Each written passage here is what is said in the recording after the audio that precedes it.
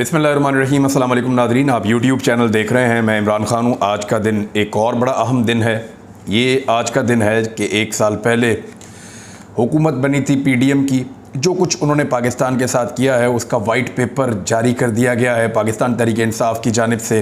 इमरान खान साहब ने खिताब भी किया है, कुछ और इंकशाफात भी उन्होंने किए हैं जो कुछ उनके साथ हुआ है और जिस किस्म की फस्तायत का अभी तक उनको सामना करना पड़ रहा है।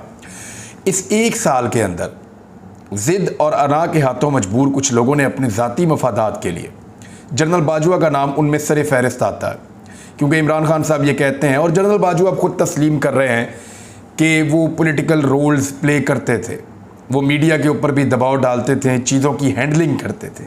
जनरल बाजवा खुद तस्लीम कर रहे हैं, उनके इंटरव्यूज़ आ रहे हैं, यानी वो खुद बताते हैं कि वो शहबाज शरीफ को भी डांटते थे।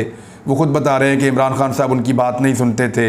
यानी वो बहुत सारी चीज़ें खुद इंकशाफात कर रहे हैं, किसी और को कहना नहीं पड़ रहा। इमरान खान साहब बाकी रही सही कसर जो है वो खुद पूरी करते जा रहे हैं, वो भी बताते जा रहे हैं। लेकिन इन नमूनों को मुसल्लत किया गया पाकिस्तान पे और इन्होंने पाकिस्तान की मईशत तबाह कर दी, गवर्नेंस तबाह कर दी और इंसानी हुकूक की धज्जियाँ उड़ा दी एक साल के अंदर। लेकिन तजर्बाकारों ने जो तजर्बा किया, अवाम ने हार मानने से इनकार कर दिया और पाकिस्तान की अवाम ने एक साल तक इस लड़ाई को लड़ा है। मुझे ऐसा लगता है कि ये लड़ाई पाकिस्तान की अवाम को आइंदा भी लड़नी पड़ी तो वो लड़ती रहेगी, क्योंकि 70 साल से इस मुल्क के साथ जो खेल हो रहा है, पाकिस्तान की अवाम अब ये तय करने वाली है कि ये खेल आइंदा नहीं चलेगा। पाकिस्तान की एस्टेब्लिशमेंट के ख़िलाफ़ पाकिस्तान की अवाम ने पहली मरतबा इतने ज़ोरदार तरीके से आवाज़ उठाई है। देखना यह है कि एस्टेब्लिशमेंट अपनी अवाम के सामने घुटने टेकती है या बदस्तूर उसी ज़िद और अना के साथ अवाम को दीवार से लगाने की कोशिश करती है। ये 22-23 करोड़ लोगों का मुल्क है, चंद लोग बंद कमरों में फ़ैसले नहीं कर सकते। अल्टीमेटली आपको इस लड़ाई में सरेंडर करना पड़ेगा। आप आज कर लें, आप 10 साल बाद कर लें, आप 5 साल बाद कर लें। जितनी जल्दी करेंगे उतनी इज्जत बच जाएगी, जितना आप टाइम कंज्यूम करेंगे उतनी बड़ी कीमत आपको सरेंडर करते वक्त चुकानी पड़ेगी। आज का दिन बहुत अहम है क्योंकि सुप्रीम कोर्ट ऑफ पाकिस्तान का ये हुक्म था कि 10 अप्रैल तक हुकूमत पाकिस्तान पैसे मुहैया करे। जो मईशतदान है उनका ये कहना है कि 20-21 अरब रुपया तो कोई मसला ही नहीं है, पीनट है। 20-21 अरब रुपया कोई मसला नहीं होना चाहिए वफाकी हुकूमत के लिए, इंतखाबात के लिए देने के लिए। यानी ये पैसा कोई औकात नहीं रखता इतने बड़े मुल्क के लिए। 23 करोड़ लोगों का मुल्क है, बहुत सारे वसाइल हैं, हज़ारों अरब इकट्ठे करती है गवर्नमेंट टैक्स की मद में, और उसमें से 20-21 अरब रुपए खर्च करना कोई मसला नहीं है। लेकिन अगर नहीं भी कर पाती तो हुकूमत कह दे कि जनाब ये पैसे खैरात में जमा कर लिए जाएं, या सुप्रीम कोर्ट ऑफ पाकिस्तान कोई फ़ंड बना दे जिसके अंदर लोग इसमें चंदा डाल दें, तो ये 20 अरब रुपया तो वैसे भी इकट्ठा हो जाएगा पाकिस्तान के इंतखाबात के लिए। टेलीथॉन करवा लें, उसमें हो जाएगा। लेकिन आज का दिन बड़ा अहम है। सुप्रीम कोर्ट ऑफ पाकिस्तान ने बड़ी रिस्ट्रेंट का मुजाहरा किया है। अब्बासी साहब हैं PMLN के, और मैं ज़्यादा बात नहीं करना चाहता, लेकिन उन्होंने एक गंदी गाली सुप्रीम कोर्ट के चीफ जस्टिस को लेकर उन्होंने मुबैना तौर पे दी है। एक वीडियो सामने आई है। अब ये इंतहाई अफसोसनाक वाक़या है और पब्लिकली दी है। क्या चीफ जस्टिस ऑफ पाकिस्तान को अब गालियां देंगे इनके लोग? ये मुबैना तौर पे अगर ये वीडियो ठीक है तो ये बड़ा खौफनाक चीज़ है और अदालत कब तक रिस्ट्रेंट का मुजाहरा करेगी? यानी सुप्रीम कोर्ट ऑफ पाकिस्तान ने बहुत ज़्यादा रिस्ट्रेंट का मुजाहरा किया है, तहम्मुल का मुजाहरा किया है। किसी जगह के ऊपर भी किसी चीज़ का जवाब नहीं दिया है, सिर्फ अपना काम किया है। यही जजेस हैं सुप्रीम कोर्ट ऑफ पाकिस्तान के जिन्होंने इमरान खान साहब को निकाला था। पब्लिक ने बहुत शोर मचाया था, लेकिन इमरान खान साहब ने कोई बदतमीजी नहीं की थी, किसी जज को टारगेट नहीं किया था। और उसके बाद शहबाज शरीफ साहब की हुकूमत इन्हीं जजेस की मरहून मिन्नत बनी है। और अब यही जजेस जब आईने पाकिस्तान के मुताबिक इलेक्शन करवाने का कह रहे हैं तो मौत पड़ जाती है सबको। उन्हीं जजेस के ऊपर कीचड़ उछालते हैं। पाकिस्तान की एस्टेब्लिशमेंट और पीडीएम की जमातें हैं, ये उस किस्म के हालात पाकिस्तान में पैदा करना चाहती हैं जिनसे सब कुछ तबाह हो जाए लेकिन इलेक्शन में ना जाना पड़े। बहरहाल आज का दिन इंपॉर्टेंट इसलिए है कि यहाँ पे पैसे देने हैं इलेक्शन कमीशन ऑफ पाकिस्तान को। अगर आज पैसे नहीं दिए जाते और election commission of Pakistan supreme court of Pakistan को रिपोर्ट करता है कि जो पैसे कहे गए थे वो पैसे वफाकी हुकूमत ने फराहम नहीं किए, तो तौहीन अदालत की कार्रवाई कानून के मुताबिक आगे बढ़नी चाहिए। मैं आपको फिर बता रहा हूं कि कानून के मुताबिक ये तौहीन अदालत की कार्रवाई बनती है अगर सुप्रीम कोर्ट ऑफ पाकिस्तान के फैसले पर अमल नहीं होता तो। बज़ाहिर बहुत बुज़दिली का मुजाहरा किया है पीडीएम के लोगों ने, किसी भी लीडर ने करारदाद के ऊपर दस्तखत नहीं किए थे, हालांकि अपने मुंह से लोगों ने बहुत कुछ बोला है। अगर अदालत इसके ऊपर तहम्मुल का मुजाहरा ना करे और कानून के मुताबिक चले, उसी तरह जिस तरह इमरान खान के खिलाफ अदालतें हसास हो जाती हैं, तो ये सारे बंदे ना सिर्फ जेलों में होंगे बल्कि इन पर तौहीन अदालत लग जाएगी और ये नाअहल भी हो जाएंगे। बहरहाल वफाकी काबीना का इजलास कल इतवार वाले दिन बुलवाया गया था और आज मंडे है। वो कह रहे हैं जी दोबारा हम बैठेंगे।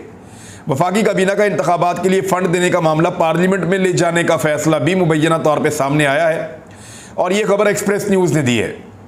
वफाकी काबीना ने इंतखाबात के लिए इलेक्शन कमीशन को फंड्स देने की बजाय ये मामला पार्लियामेंट में उठाने का फैसला किया है। देखिए, सुप्रीम कोर्ट ऑफ पाकिस्तान के फैसलों को आप पार्लियामेंट के अंदर ले जाकर बदल नहीं सकते। नवाज शरीफ नाअहल हुए, उस वक्त उनकी पार्टी की अक्सरियत थी, पार्लियामेंट में ले जाते फैसला बदल देते। इफ्तिखार चौधरी साहब चीफ जस्टिस थे, उन्होंने फैसला दिया रिकॉर्ड मंगवाया जाए, लेटर लिखा जाए। लेटर नहीं लिख रहे थे गिलानी साहब, नाअहल हो गए और उसके बाद गिलानी साहब को बचाने के लिए क्या पार्लियामेंट में जाके फैसला कर लिया था। नहीं अदालत का फैसला आप बदल सकते, आपको वो करना पड़ता है जो अदालत कहती है। तो इमरान खान साहब के खिलाफ भी फैसले आए थे, आज आपके खिलाफ भी फैसला आया, बल्कि किसी के खिलाफ ये फैसला नहीं है, ये फैसला अवाम के हक में है कि अवाम को वोट डालने का हक दे दें बस। अब हो सकता है अवाम वोट डाल दे पीपल्स पार्टी को, हो सकता है कहीं पे फजलुर रहमान को डाल दे, हो सकता है कहीं पे नून लीग को डाल दे, या हो सकता है किसी और जमात को, तहरीक लब्बैक को डाल दे, जमात इस्लामी को डाल दे।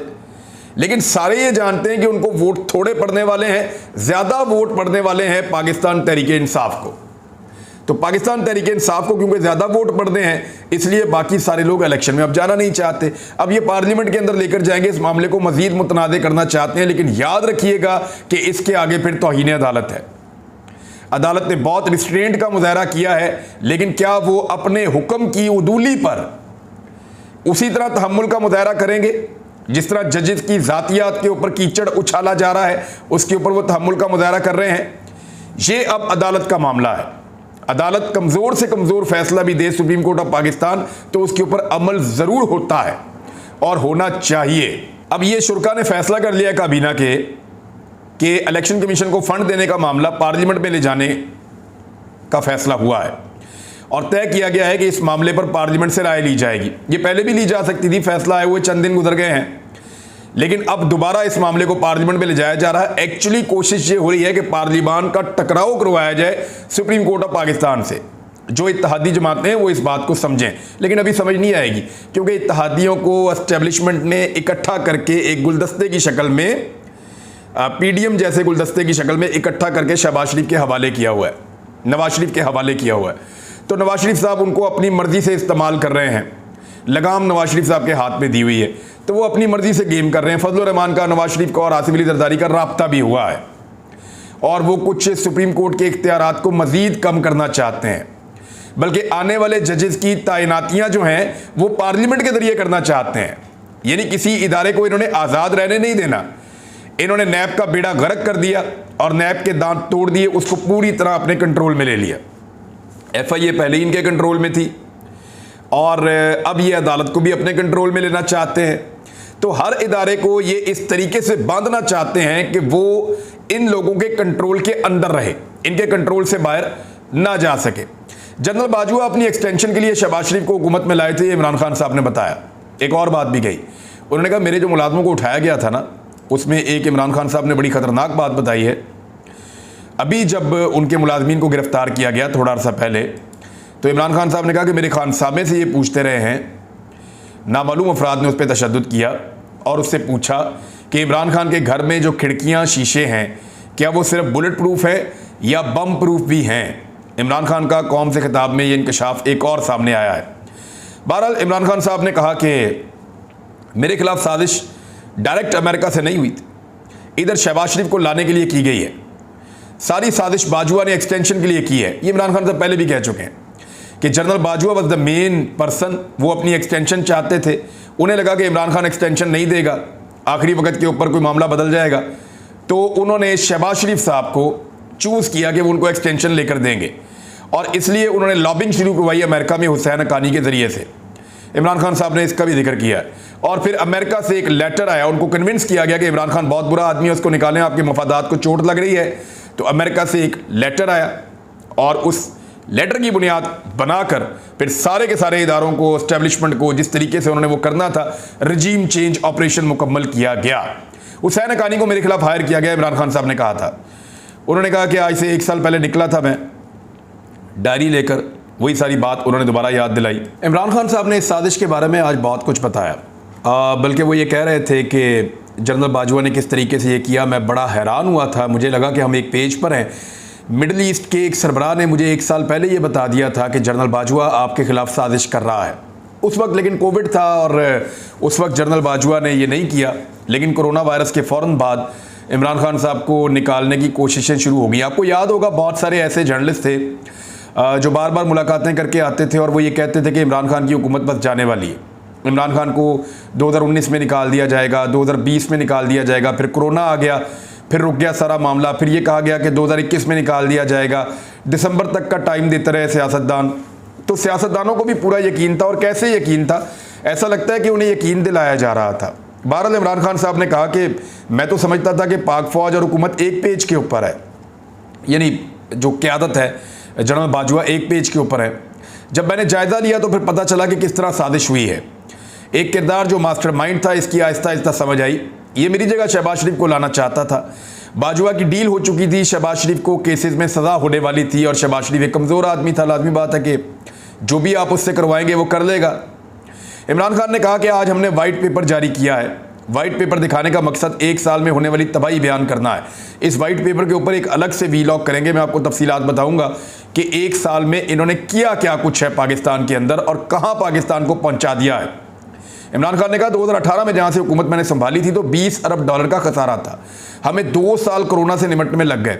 वैसे तारीख का बदतरीन दौर था इमरान खान साहब का, बड़ी बड़ी माइंड्स बिछाकर गए थे डार साहब, और मिफ्ता इस्माइल ने खुद कहा था आर्मी चीफ को, और आर्मी चीफ बाजवा ने हमें यह बताया था कि मिफ्ता इस्माइल ने कहा कि दुआ करें हमारी हुकूमत ना आए, क्योंकि जिसकी भी हुकूमत आएगी 3 साल तक उसकी कमर सीधी नहीं होगी।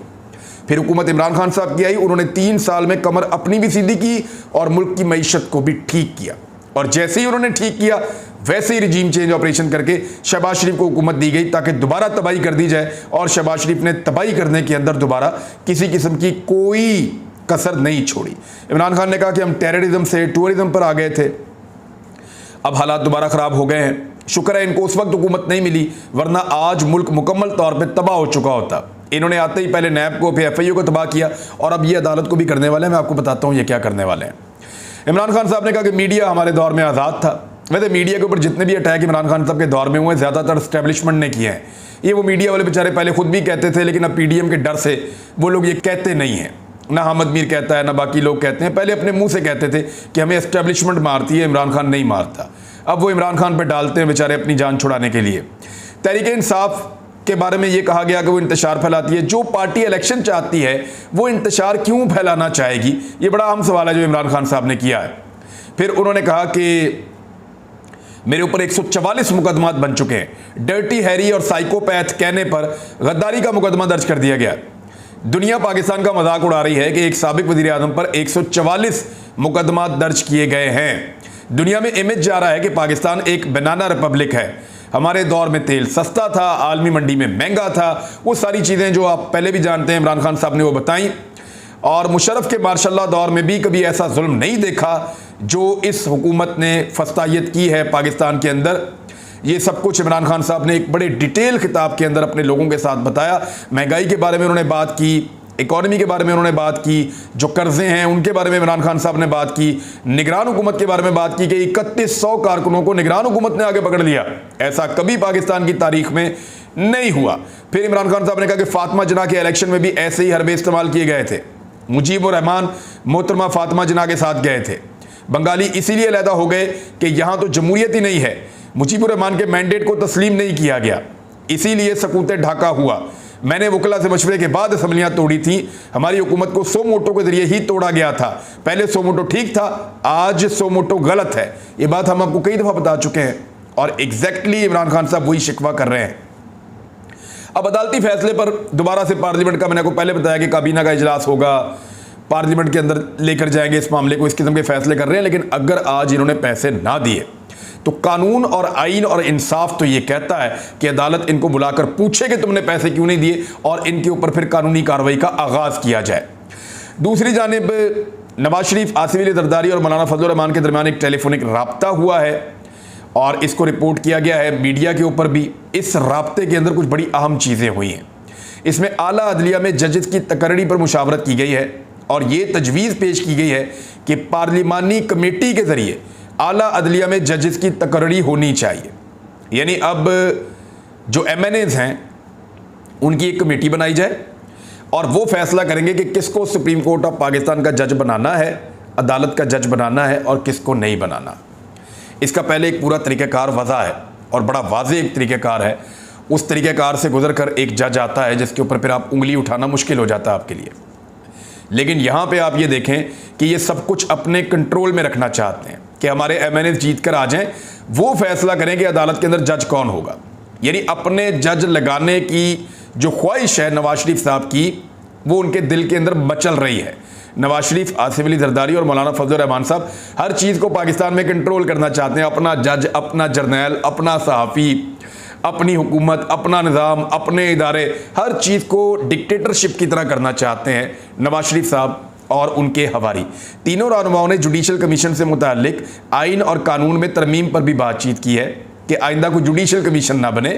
पार्लिमानी कमेटी को मजीद बाइख्तियार बनाने पर भी तबादला ख्याल किया है। ये सारा वो चाह रहे हैं कि सारी चीज़ें शिफ्ट कर दी जाएँ, इनके कंट्रोल में आ जाएं और ये अदलिया को भी कंट्रोल करें। ये एक बहुत बड़ी नई साजिश है जो सुप्रीम कोर्ट के खिलाफ हो रही है और एक बिल भी पहले ये ला चुके हैं। सुप्रीम कोर्ट ऑफ पाकिस्तान ने इनके रास्ते ना रोके तो याद रखिएगा कि एक वक्त आएगा जब हम कहेंगे कि अब पछताए क्या, जब चिड़ियाँ चुग गई खेत। अब तक के लिए इतने, अपना ख्याल रखिएगा, अपने चैनल का भी। अल्लाह हाफ़िज़।